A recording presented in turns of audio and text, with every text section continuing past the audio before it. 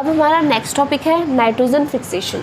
हमारे एटमॉस्फेयर में जो नाइट्रोजन है उसका जो अमाउंट है वो सेम रहेगा, कांस्टेंट रहेगा हमेशा। तो नाइट्रोजन जो एटमॉस्फेरिक नाइट्रोजन है उसको कैसे प्लांट फिक्स करते हैं, उसके लिए जो बैक्टीरिया काम आता है वो है rhizobium bacteria. Rhizobium bacteria leguminous plant के रूट नोड्यूल्स के अंदर रहता है। कोई भी प्लांट जिसकी जड़ें बहुत रेशेदार होती हैं उनको अपन बोलते हैं लेग्यूमिनियस प्लांट, और इन लेग्यूमिनियस प्लांट के रूट नोडल्स के अंदर राइजोबियम बैक्टीरिया रहता है। राइजोबियम बैक्टीरिया क्या करता है कि एटमॉस्फेयर में जितना भी नाइट्रोजन है ये उसको फिक्स करने में इसकी हेल्प करता है। यहाँ पे उसको नाइट्रोजन के यूजफुल कंपाउंड्स में चेंज करता है, फिर useful compounds plant useful compounds को यूज़ कर लेता है। Rhizobium bacteria symbiotic relationship show करता है प्लांट्स के साथ। लाइटनिंग के प्रोसेस के थ्रू भी एटमॉस्फेरिक नाइट्रोजन है वो नाइट्रोजन के यूजफुल कंपाउंड्स में चेंज हो जाता है। अब इसको बहुत अच्छे से समझने के लिए हम मोस्ट इंपॉर्टेंट टॉपिक डिस्कस करने जा रहे हैं, नाइट्रोजन साइकिल। डेफिनेटली ये क्वेश्चन 5 मार्क्स के अंडर आपके एग्जाम में पूछा जाता है। इस चैप्टर के प्रीवियस वीडियो में मैंने आपको बताया था कि एंटीबायोटिक क्या होता है, तो आप मुझे कमेंट सेक्शन में बताएंगे कि एंटीबायोटिक्स क्या होते हैं। हमारे एटमॉस्फेयर में 78% नाइट्रोजन गैस है जो कि कांस्टेंट रहती है, कभी भी चेंज नहीं होती। तो होता क्या है, ये बहुत ही इंपॉर्टेंट साइकिल है। मैं आपको स्टेप बाय स्टेप बताते रहूँगी, आपको समझना है और इसे समझने के बाद आपको पेपर में ड्रॉ करना है, जिससे आपको पता चलेगा कि आपको कितना याद रहा। तो हम देखेंगे कि 78% नाइट्रोजन गैस हमारे एटमॉस्फेयर में है। तो क्या हुआ कि कुछ ब्लू ग्रीन एल्गे जो कि एटमॉस्फेयर के नाइट्रोजन को फिक्स कर लेती है, nitrogen fixing bacteria fix atmospheric nitrogen.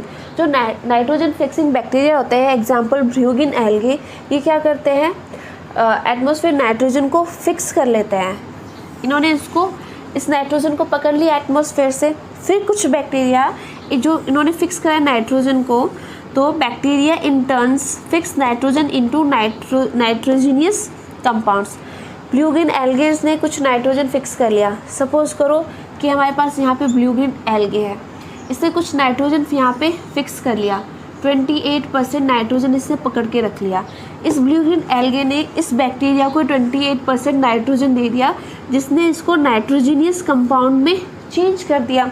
अब ये नाइट्रोजन कंपाउंड्स कहाँ चले गए, मिट्टी के अंदर। Compounds of nitrogen in the soil, ठीक है। Compounds of nitrogen in the soils, ये प्लांट इसको ले लेते हैं through their root system.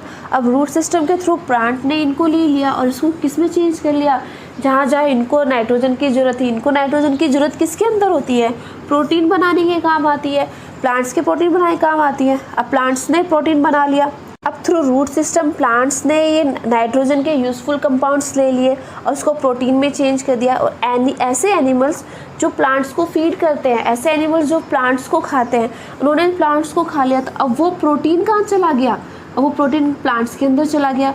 Protein जब प्लांट्स के अंदर चला गया तो एनिमल्स ने क्या करा, एक्सक्रीशन स्टार्ट करा। एक्सक्रीशन से कुछ प्रोटीन सॉइल के अंदर मिक्स हो गया, या फिर एनिमल्स की डेथ के बाद वो नाइट्रोजन वेस्ट कहाँ चला गया, वापस से सॉइल के अंदर। तो इतना आपको समझ में आया कि एटमॉस्फेयर से नाइट्रोजन, ब्लू ग्रीन एल्गे और एटमॉस्फेरिक नाइट्रोजन फिक्सिंग बैक्टीरिया ने एटमॉस्फेरिक नाइट्रोजन को फिक्स कर लिया। फिर नाइट्रोजन फिक्स को इन्होंने किस में चेंज करा, नाइट्रोजीनियस कंपाउंड्स में चेंज कर दिया।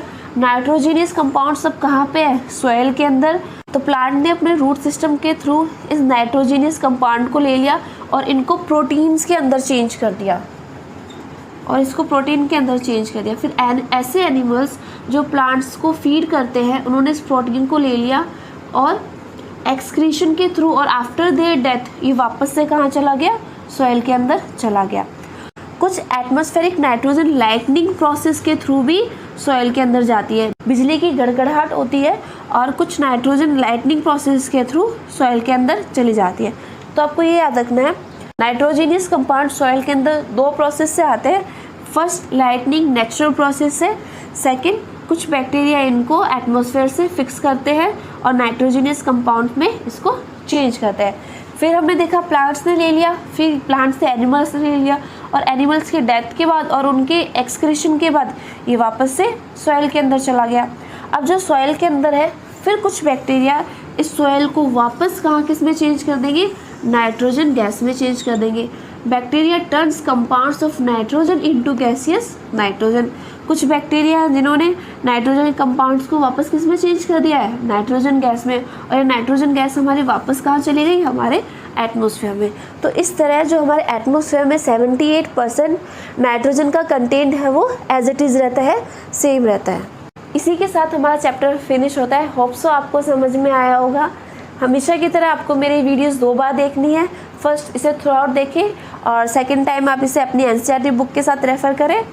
और अगर आपको मेरी वीडियोस अच्छी लगे तो please like it, subscribe it and share it with your friends. अगर किसी और चैप्टर को आपको मुझसे समझना है तो आप कमेंट बॉक्स में मुझे बता सकते हैं। होप सो ये चैप्टर आपको समझ में आया होगा। अब मैं आपको किसी दूसरे चैप्टर के नेक्स्ट वीडियोज़ में मिलूँगी। जब तक के लिए स्टे हेल्दी।